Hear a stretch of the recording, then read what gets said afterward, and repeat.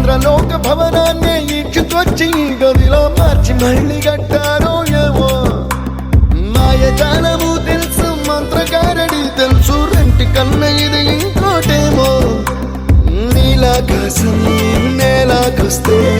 ఇట్టాగే ఉంటాదో ఏమో ఈ సంతోషం దాచాలంటే హృదయాలు ఓ వంద కావాలేమో ఇంతందంగా ఉంటుందా ఈ లోకం ఇన్నాళ్ళు ఈ మనసుకి తెలియాలేదే పాపం